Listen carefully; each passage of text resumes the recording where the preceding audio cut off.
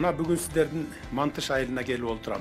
Маға bir жұма мурда ушу Мантыш айылында социалдык шаарча курулуп атат, Катар мамлекети келип куруп атат, бюджеттен бир тыйын алган жок дегенде, ишимди ушу курулуштан баштайынчы деп ырым кылып келдим.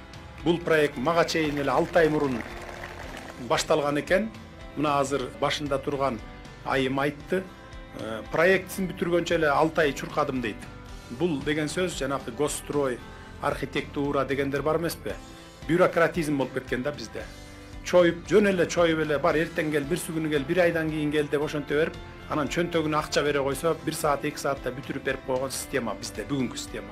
Мына биз ошону талкалайбыз. Ошону талкалап, таза система курганы келдик.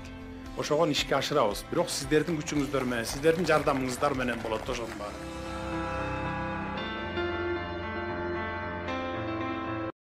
Урматтуу коллегалар, бүгүн өзүңүздөргө белгилүү болгондой, мен мындан бир 10-15 күндөн мурун 3 октябрда Кумтөр маселесине байланыштуу тынычтык чогулушун өткөзөм деп жарыялагам. Бүгүн тынычтык чогулушу болуп өттү. Эртең менен саат 11-де мен ошол жерде болдум. Ошол жерде болуп, саат 12:30-1-лерде кабинетиме келдим. Түштөн кийин, иш башталгандан бери мен радиону угуп олтурамын кабинетимде. Радиодон менин жердештерим Алымбеков, Талант Узакбаев, Максат Сабиров, Курманбек Дыйканбаевтар сүйлөп атат. Кумтөр проблемасын карашыбыз керек, элдин пайдасына чечилиш керек, элдин пайдасына иштеш керек деп атат.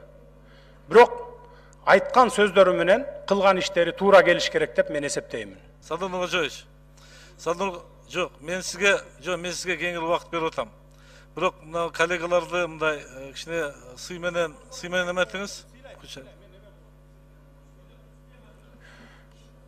Ушул жылдын 15 февралында өзүңүздөргө белгилүү 80 депутаттын добушу менен комиссия түздүрүп, мен 4 ай бою ушул Кумтөр алтын кениндеги болуп аткан проблемаларды иликтеп чыктым. 20 июнда отчет менен чыктым, өзүңүздөр билесиздер. 22-синде дагы карадык. 27 июнга добуш берели деп мына бир канча депутаттар, айрыкча көлдүк депутаттар, мына ушул эле Иманкожоева, Жамгырчиева болуп сурандыңар. 27-сине калтыралы добуш берүүнү. Бүгүн добуш бербейли, биз дагы сунуш берип ушу Кумтөргө катышып калалы деп. Макул деп мен 27-сине добушка макул болдук. 27-синде добуш берүү күнүндө каникулдун алдында колдоого ээ болгон жокпуз. Аны эми ар ким депутаттын өзүнүн баягы диге добуш берүүсүн биз эч убакта сен мындай добуш бердиң же тигиндей добуш бердиң деп буларды сынга ала албайбыз. Ошондуктан ар бири 45 депутат каршы берип, ошондуктан бул маселе өтпөй калды. Эми урматтуу депутаттар, мен таң калам. Şu karşı bergen deputatlarga taң калам. Бүгүнкү күнгө чейин 15 жылдан бери карай 260 тонна алтынды Кумтөрдөн ташып кетип, бизге 1 тонна 400 килограмм алтын калтырыптыр. Мына кыргыз элинин пайдасы депчи. Ушуга кантип чыдап отурасыңар? Кантип ушуган дитиңер барып добуш берип атасыңар? Андан сырткары 77 тонна күмүш алып кетиптир. 1 килограммы биздин Кыргызстанга калбаптыр пайдасы. Кайсы бетиңер менен ушуга добуш берип атасыңар? 1 килограммы калбаптыр. 2000. Эми мындай да урматтуу депутаттар, чындыгындай ачуу болот. Угуп туруңар. Уккула.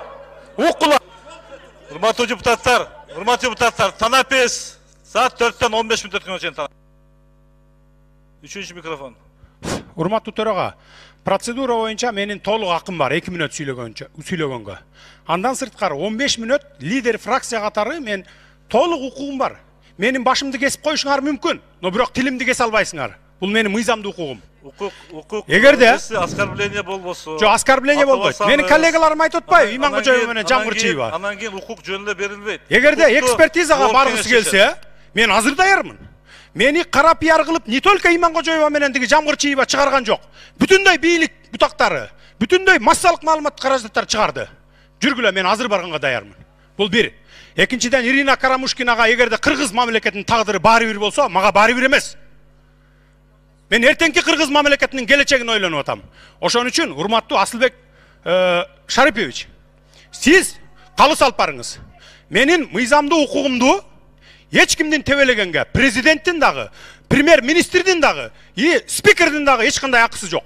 Бул менин мыйзамдуу укугум. 2 мүнөт процедура менен сүйлөгөнгө акым бар. 15 мүнөт лидер фракция катары сүйлөгөнгө акым бар. Эгерде менин сөзүм жакпаса, кулагыңарды жаап отургула. Чындыкка эгерде чыдабай атсаңар. Мына мен сиздерге момундай эле айтайын.